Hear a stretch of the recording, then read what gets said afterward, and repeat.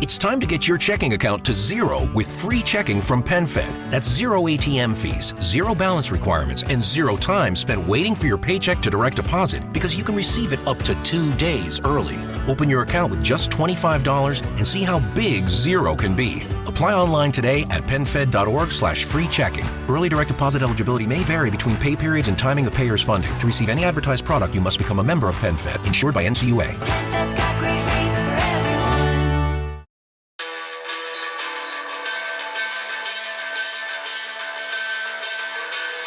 What is up, everyone? I'm Jeff Lund, and this is the Mediocre Alaskan Podcast. There are experts, there are self-proclaimed experts, and there are dudes like me. Coming to you from Laramie, Wyoming. Just got back from some backcountry skiing, or some backcountry touring, I guess is the right term, in the Medbo National Forest, which is maybe about an hour or so west of Laramie. Pretty cool, because you rise up out of just the Great Plains type Laramie, just almost looking desolate because there's a whole bunch of snow. So there's just open, there's nothing there except for some snow rolling hills. And then you get to, I saw some pronghorns, which was cool. But then the mountain just kind of rise up. It's a little mountain range. And then, yeah, pretty sweet, pretty cool, different. So, I'm going to talk about a little bit of that experience here. I've never been backcountry touring before or backcountry skiing.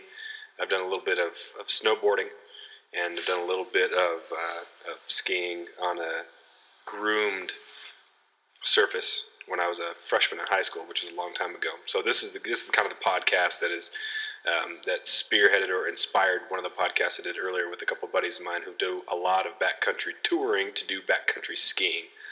I just did backcountry touring. My girlfriend has been up there a couple times, and so it took us on kind of a novice trail. It's kind of nerve-wracking. I think the only thing, like we rented skis, and you go up there and you have these things called skins that you put on the bottom of them, that way you don't roll backwards or slide backwards. But I think the biggest thing that was helpful for me was when I went paddleboarding. A couple times I was trying to get in like a really rigid stance, and like you wanted to just like defense, like a basketball defensive stance, which was the worst thing that you wanted to do. You weren't able to. I wasn't relaxed. Everything was just tense, and it was awful. So I kind of took that approach with the backcountry touring, where you just kind of. You're nice and you're loose, and you just kind of lunge forward, and you don't lift the skis, which is, again, a weird thing, because whenever I get tired when I'm hiking, I tend to not pick up my feet, and I kind of trip and stumble over stuff. So I had to make a conscious effort to just slide and kind of glide forward, and as I got more tired, I started to lift my feet more. So it was a total contradiction, made absolute no sense, but when you're a noob, you do stupid stuff. So there are a couple things right off that were a little bit kind of frightening, because when you're doing the backcountry touring, the heel isn't locked in, so you can't just kind of do that pie thing to slow down. So you're in this like rut, it's like a chute, like someone took a snowblower and just mowed down this very narrow cut into the snow. So you don't have a whole lot of place to go, and you can't just kind of flare out your heels. So the skis make a pie to slow down, or to kind of engage a little bit of the side stuff, because your heels aren't attached. If you do too much like flaring out the heels, I found that you're going to, because your toe is attached, you flare your heels out, and the toe comes unattached, and the ski falls off. So I beefed it into the snow a little bit, but I got to watch as one of my skis continued down the hill, and then my girlfriend brought it up to me, which was nice of her. After years of fine print contracts and getting ripped off by big wireless providers, if we've learned anything, it's that there's always a catch. So when I first heard that Mint Mobile offers premium wireless starting at just $15 a month, I thought, what's the catch? But after talking to them and using their service, it all made sense. There isn't one. Mint Mobile's secret sauce is that they're the first company to sell wireless service online only. They cut out the cost of retail stores and pass those sweet savings directly to you.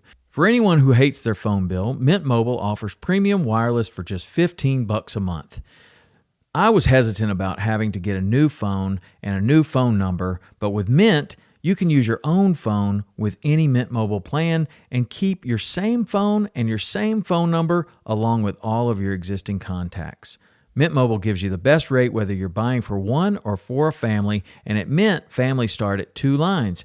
All plans come with unlimited talk and text plus high-speed data delivered on the nation's largest 5G network. Switch to Mint Mobile and get premium wireless service starting at just $15 a month. To get your new wireless plan for just $15 a month and to get the plan shipped to your door for free, go to mintmobile.com/waypoint. That is mintmobile.com/waypoint. Cut your wireless bill to $15 a month at mintmobile.com/waypoint. So outside of that, it was you kind of get that down. You know, you're terrible for a little bit, and then you kind of figure some things out, and you feel better. The first mile or so was downhill, and then kind of called that good for the day, and then came back up. So it ended up being like 2.5 miles, I think, round trip, just for like the first day to get things going.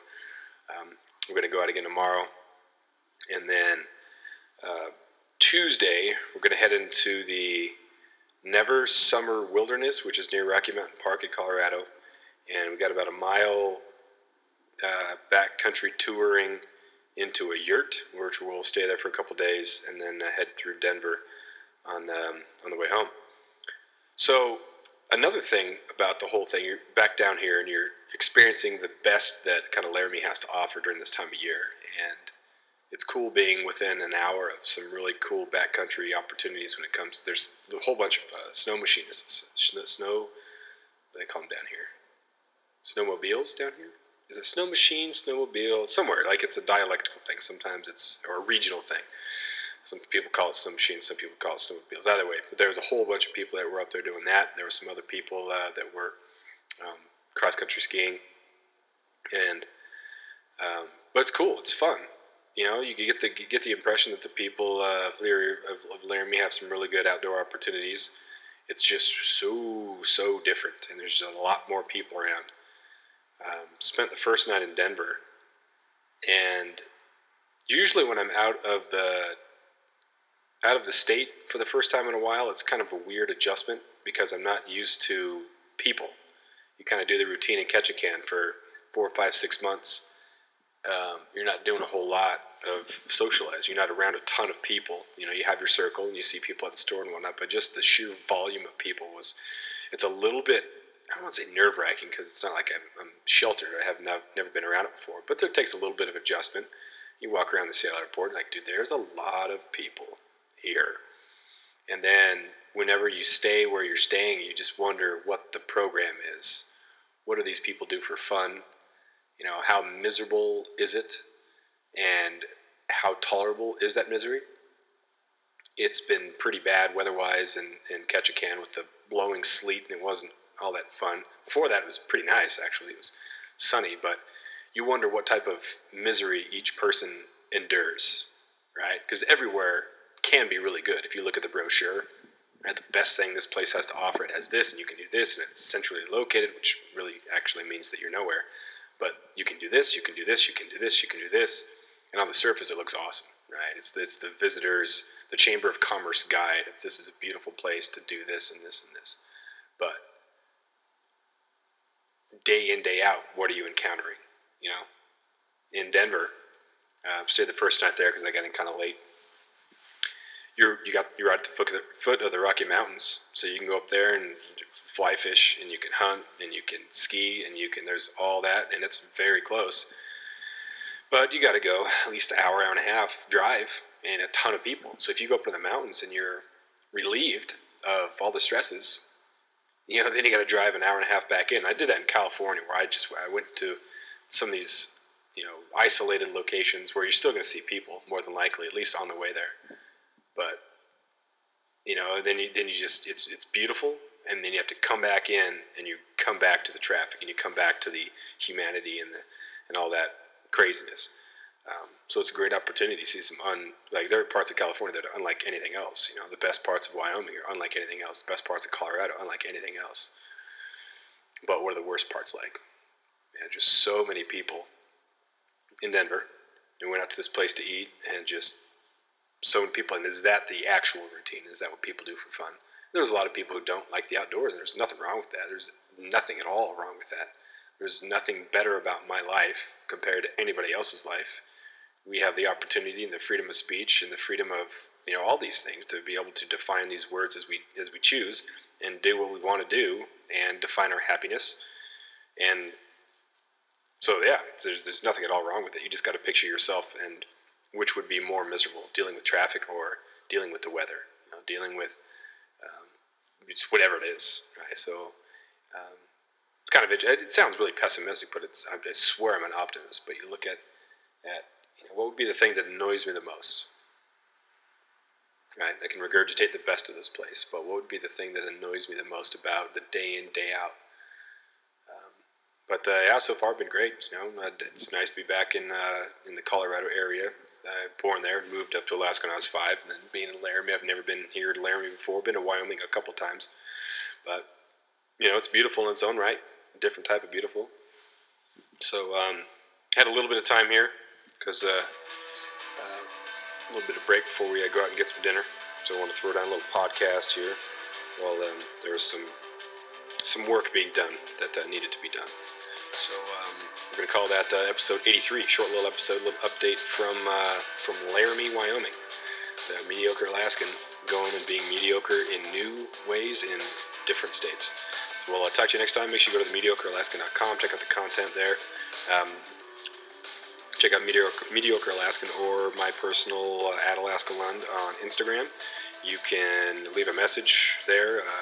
Rate on iTunes. Got a couple cool, some good feedback on the iTunes. So that's greatly appreciated there. So rate, subscribe, and we'll talk to you next time.